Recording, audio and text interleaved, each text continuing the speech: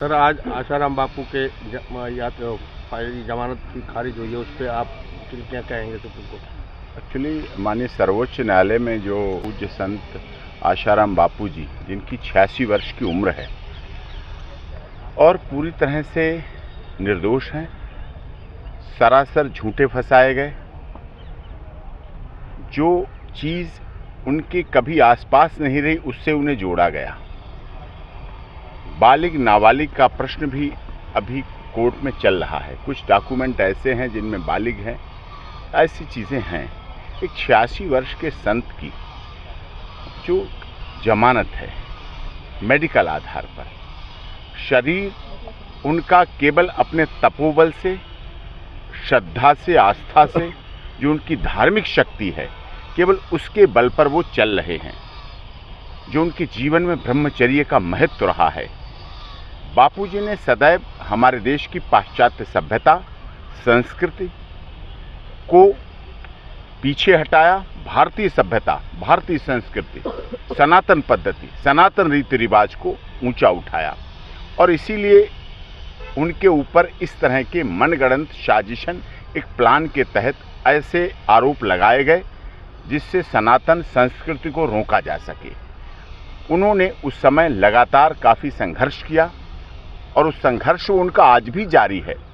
चाहे उनकी पवित्र जो पुस्तिका है वो वितरण हो, चाहे औषधि वितरण हो, और सदैव उन्होंने अंग्रेजी दवाएं की विरोध किया।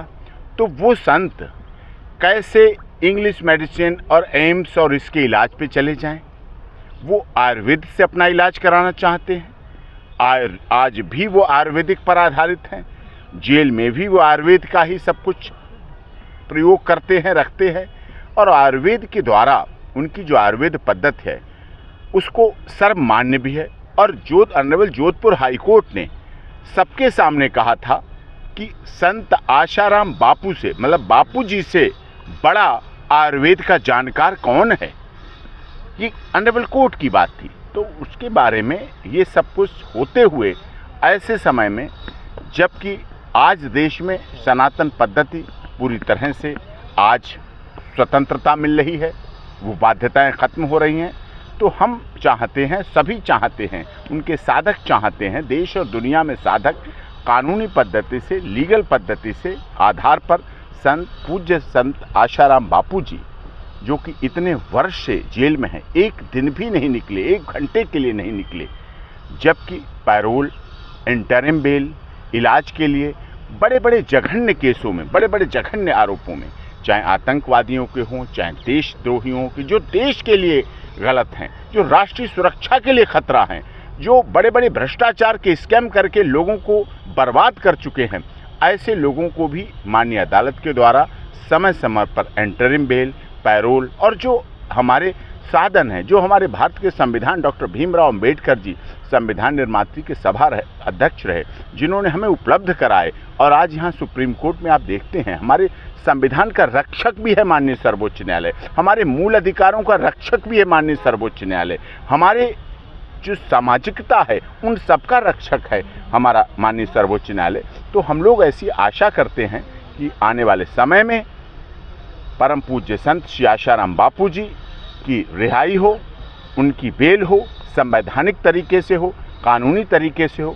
86 वर्ष के उम्र के पड़ाव में हम आप सब सामाजिक व्यक्ति हैं, जानते हैं घरों में, परिवारों में भी बुजुर्गों की क्या स्थिति हो जाती है, क्या हालात हो जाती है, और वो तो 11 वर्ष से भी अधिक जेल में हैं, जोधपुर जेल में हैं।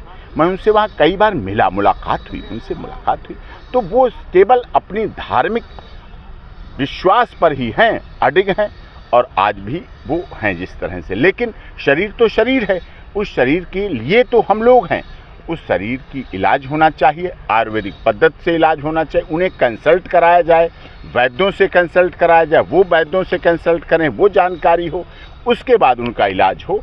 उन्होंने जीवन भर जिस अंग्रेजी ईसाई मिशनरीज, अंग्रेजी दवाओं, अंग्रेजियत का विरोध किया, तो उस पर तो वो एग्री हैं नहीं, और किसी तरह से जीवन में एग्री होंगे नहीं।